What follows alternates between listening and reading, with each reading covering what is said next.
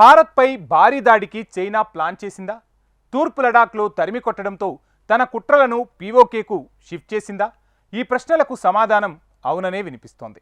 ఎందుకంటే పాక్ ఆక్రమిత కశ్మీర్కు అతి సమీపంలో ఉన్న తజికిస్తాన్లో రహస్య సైనిక స్థావరం నిర్మిస్తోంది. 13,000 అడుగుల ఎత్తులో చేపట్టిన ఈ ఆర్మీ బేస్కు సంబంధించిన శాటిలైట్ ఫోటోలు ఇప్పుడు వైరల్ అవుతున్నాయి. అయితే రహస్య స్థావర నిర్మాణానికి చైనా తజికిస్తాన్నే ఎందుకు ఎంచుకుంది? ఏకంగా 13,000 అడుగుల ఎత్తులో ఉండే ఈ స్థావరం నిజంగా భారత భద్రతను సవాల్ చేస్తుందా? Watch the story. ఇండియాపై దాడికి డ్రాగన్ కంట్రీ చైనా సిద్ధమవుతోందా? మధ్య ఆసియాలో సైనిక స్థావరాల నిర్మాణం అందుకేనా? శాటిలైట్ ఫోటోలు బయటపెట్టిన బీజింగ్ రహస్యాలేంటి? కంట్లో నలుసు పంటి కింద రాయి పదాలు ఏవైనా పొరుగుదేశం చైనా తీరు మాత్రం అచ్చంగా ఇదే.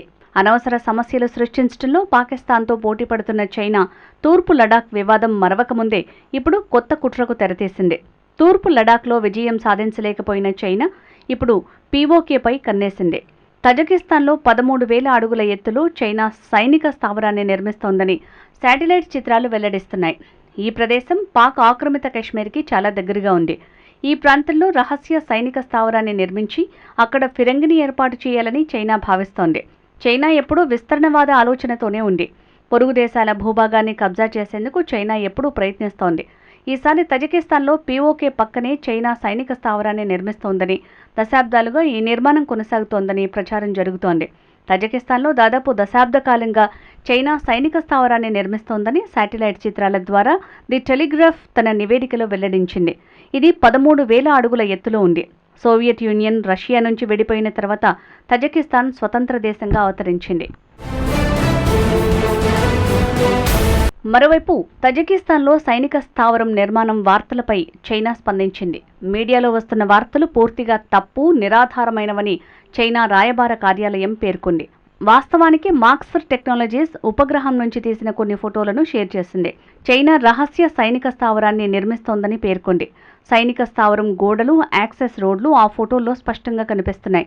ఈ సీక్రెట్ బేస్ని కౌంటర్ టెర్రర్ బేస్గా పిలుస్తున్నారు. కౌంటర్ టెర్రర్ బేస్ వ్యూహాత్మకంగా ముఖ్యమైనదని అంతర్జాతీయ మీడియా నివేదికలు చెప్తున్నాయి. ఈ సైనిక స్థావరంపై 2 దేశాలు నిఘా టవర్లను ఏర్పాటు చేసినట్లు తెలుస్తోంది. సైనిక స్థావరం నిర్మించిన స్థలం వ్యూహాత్మకంగా ముఖ్యమైంది. ఎందుకంటే ఇది ఆఫ్ఘనిస్తాన్ సరిహద్దులో పాక్ ఆక్రమిత కశ్మీర్ సమీపంలో ఉంది. దాదాపు 4,000 మీటర్ల ఎత్తులో పర్వతంపై నిర్మించారు. ఈ సైనిక స్థావరం ద్వారా మధ్య ఆసియాలో చైనా తన పట్టును బలపరుస్తోంది.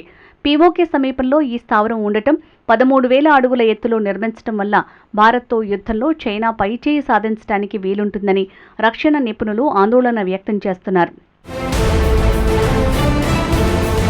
నిజానికి తజికిస్తాన్ను ఆసియాలోని అత్యంత పేద దేశంగా భావిస్తారు. రుణ ఒత్తిడికి అణిగిపోతోందని చాలా కాలం క్రితమే ఆ దేశాన్ని IMF హెచ్చరించింది.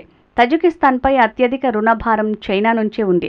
2007 నుంచి 2016 మధ్య తజికిస్తాన్కు అందిన మొత్తం విదేశీ రుణాల్లో చైనా రుణాల వాటా 80% ఉంది.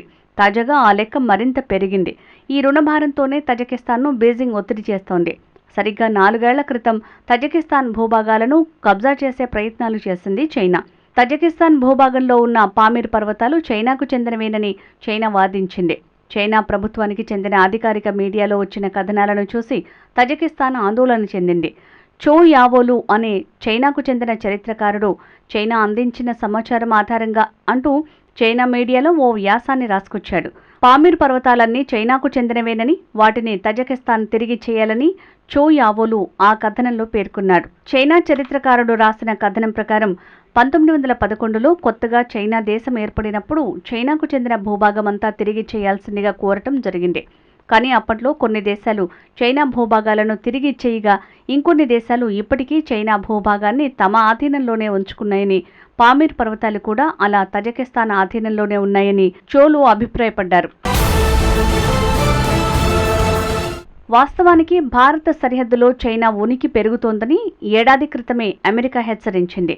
ఆ దేశం విడుదల చేసిన నివేదిక ప్రకారం భారత చైనా సరిహద్దు ఉద్రిక్తతల నేపథ్యంలో dragon country line of actual control వెంబడి 2022లో సైనిక ఉనికిని, మౌలిక సదుపాయాల నిర్మాణాన్ని పెంచింది. మే 2020 నుంచి భారత్ చైనా సరిహద్దుల్లో కొనసాగుతున్న ఉద్రిక్తతల నేపథ్యంలో చైనా ఆర్మీకి చెందిన వెస్ట్రన్ థియేటర్ కమాండ్ ఎక్కువ శ్రద్ధ చూపిస్తున్నట్లు పెంటగాన్ తన నివేదికలో పేర్కొంది. 20 మంది భారత సైనికులు ప్రాణాలను తీసుకున్న గాల్వాన్ వ్యాలీ ఘర్షణ తర్వాత China army western theatre command LAC వెంబడి పెద్ద ఎత్తున మోహరింపులను చేపడుతోందని, ఈ విస్తరణ భవిష్యత్తులోనూ కొనసాగే అవకాశం ఉందని నివేదిక పేర్కొంది. డోక్లాం సమీపంలో భూగర్భ నిల్వ సౌకర్యాలు, LACలోని 3 సెక్టార్లలో కొత్త రోడ్లు, సొరంగాలను నిర్మిస్తోంది. భూటాన్ సరిహద్దు వివాదాస్పద ప్రాంతాల్లో కొత్తగా గ్రామాలను ఏర్పాటు చేస్తోంది. పాంగాంగ్ సరస్సుపై 2వ వంతెన, సెంటర్ సెక్టార్కు సమీపంలో డ్యూయల్ పర్పస్ ఎయిర్పోర్ట్, చాలా హెలిప్యాడ్లను నిర్మిస్తున్నారు. చైనా 2022 LAC వెంబడి ఒక బార్డర్ రెజిమెంట్ని మోహరించింది. దీనికి మద్దతుగా షింజియాంగ్, టిబెట్ మిలిటరీ డిస్ట్రిక్ట్స్కి చెందిన 2 డివిజన్లు పనిచేస్తున్నాయి. వీటితో పాటు 4 కంబైన్డ్ ఆర్మ్స్ బ్రిగేడ్లను రిజర్వ్లో ఉంచింది. మరోవైపు పెంటగాన్ నివేదికలో అత్యంత ప్రమాదకరమైన న్యూక్లియర్ ప్రస్తావన కూడా ఉంది.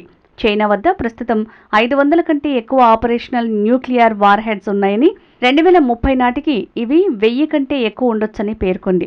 ఇప్పటికే ప్రపంచంలోనే అతిపెద్ద చైనా నౌకాదళం మరింత అభివృద్ధి చెందుతోందని పేర్కొంది. ప్రస్తుతం పీపుల్స్ లిబరేషన్ ఆర్మీ వద్ద 300 ఖండాంతర క్షిపణులు భూగర్భ బంకర్లలో సిద్ధంగా ఉన్నాయి.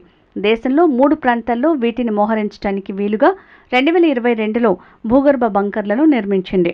ఇదే కాకుండా Burma, Thailand, Indonesia, UAE, Kenya, Nigeria, Namibia, Mozambique, Bangladesh, Papua New Guinea, Solomon Islands, Tajikistan వంటి ప్రాంతాల్లో మిలిటరీ బేస్లు, లాజిస్టిక్ కేంద్రాలు ఏర్పాటు చేసే అవకాశం ఉందని తెలుస్తోంది. ఈ నివేదిక వచ్చి ఏడాది పూర్తి కాకుండానే తజికిస్తాన్లో 13,000 అడుగుల ఎత్తులో సీక్రెట్ బేస్కు సంబంధించిన శాటిలైట్ ఫోటోలు బయటికి వచ్చాయి. చూస్తుంటే బీజింగ్ క్రమంగా భారత్ను చుట్టుముడుతున్నట్టే కనిపిస్తోందని రక్షణ నిపుణులు అనుమానిస్తున్నారు. ఈ విషయంలో మరింత అప్రమత్తంగా ఉండాలని హెచ్చరిస్తున్నారు. నిజానికి తూర్పు లడాక్ వివాదం తర్వాత చైనాకు సమీపంలో బలగాల పెంపు సహా మౌలిక సదుపాయాలను భారత్ భారీ ఎత్తులో అభివృద్ధి చేస్తోంది. అయితే చైనా దూకుడు ముందు ఈ వేగం సరిపోదని నిపుణులు అంటున్నారు.